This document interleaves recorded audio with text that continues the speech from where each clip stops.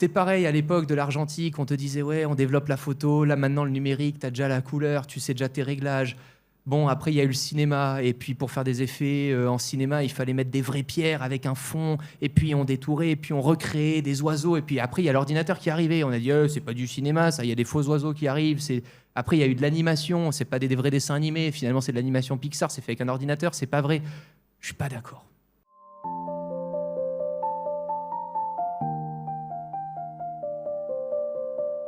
J'ai testé une IA, une intelligence artificielle de vidéo chinoise, Kling, là, il n'y a pas longtemps, il y a une semaine. J'en ai pas dormi de la nuit et j'ai envoyé aux équipes des vidéos toute la nuit en partant de photos. J'ai fait des trucs de fou furieux et là, je me suis dit en même temps, tu sais, t'es surexcité, tu fais « Waouh, c'est trop bien fait !» et en même temps, tu fais « Waouh, ça fait flipper, merde !» Tu vois, tu te prends ça dans la gueule, tu te dis « En fait, là, il y a une personne qui prend une photo de moi sur Internet, elle met un texte, je dis ce qu'elle veut. » C'est super bien fait, quoi. Ouais. Donc, et ça, c'était la première fois que je prenais et je me suis dit, il va falloir faire la chose compliquée. Non. L'application est un feed TikTok, que de vidéos intelligence artificielle qui n'existent pas. Et quand une vidéo t'intéresse, tu peux la recréer. Tu as tout le texte que le créateur a mis au début pour le modifier et le pimper à ta façon. Il n'y a pas plus simple et plus flippant du coup, parce que tout le monde peut le faire.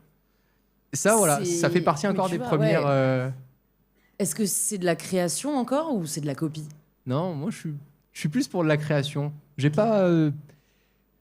C'était pareil à l'époque de l'argentique, on te disait ouais, on développe la photo, là maintenant le numérique, tu as déjà la couleur, tu sais déjà tes réglages. Bon, après il y a eu le cinéma, et puis pour faire des effets en cinéma, il fallait mettre des vraies pierres avec un fond, et puis on détourait, et puis on recréait des oiseaux, et puis après il y a l'ordinateur qui est arrivé, on a dit c'est pas du cinéma, ça, il y a des faux oiseaux qui arrivent, Après il y a eu de l'animation, c'est pas des vrais dessins animés, finalement c'est de l'animation Pixar, c'est fait avec un ordinateur, c'est pas vrai. Je suis pas d'accord. Et moi je comprends pas ce débat de créateurs qui disent ah non, moi je n'utilise pas de contenu IA dans mes... Bon bah vas-y, si tu veux, tu seras en retard, mais vas-y.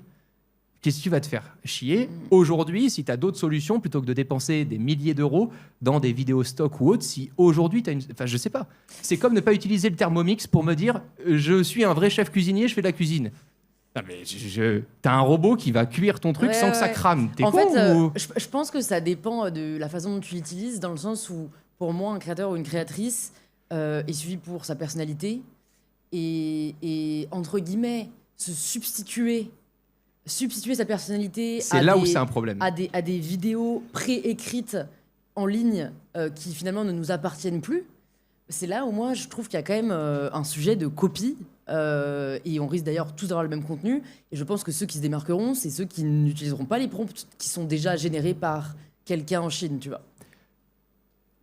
Quand tu as eu l'arrivée de YouTube avec les podcasts, t'avais la même vidéo partout, un salon dégueulasse, le grand angle, tout le monde faisait les mêmes blagues pendant 4 minutes et ça marchait, et on s'est jamais dit tiens, c'est de la copie créative ou pas. Je pense que le problème, c'est si tu te considères créateur de contenu en ne faisant que de l'IA. Ça, c'est un problème. Non, ça va être un métier. 90, je crois que la stat, c'est 90% des métiers dans 30 ans n'existent pas encore. Donc ça sera un métier qui s'appellera AI designer, peut-être. Ouais, pour la forme, je suis d'accord, mais pas pour le fond. Ah non, complet. Par contre, pour le fond, tu peux demain décider de t'aider, ou en tout cas de t'améliorer. Nous, typiquement, aujourd'hui, sur un script, je ne vais pas demander à un humain d'aller regarder sur Wikipédia des dates. Ça me paraît fou. Je vais demander plutôt à un humain d'appeler un autre humain pour faire une interview de cet humain-là, pour l'intégrer dans ma vidéo, pour faire quelque chose de créatif, qu'il aille chez un ingénieur qui a participé à une histoire pour le filmer. Mais je comprenais pas encore là sur des derniers scripts quand on me dit j'ai passé 2 jours et là je commence à écrire. Je me dis mais t'as passé 2 jours sur quoi ? À rechercher de la data, j'ai lu des livres.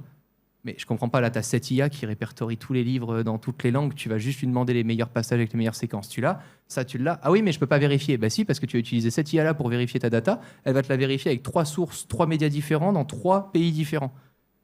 Bah, tu l'as. Et en fait, je lui ai prouvé, on était là au bureau ensemble, en 30 minutes j'avais la même data que lui, ce qu'il a eu en 2 jours. Je pense qu'un humain est mieux à l'extérieur avec sa caméra à aller chercher des images de l'émotion de l'humain que d'être derrière un ordinateur à regarder, à copier-coller des dates ou de la data qui existe déjà. Donc je pense que c'est un super outil.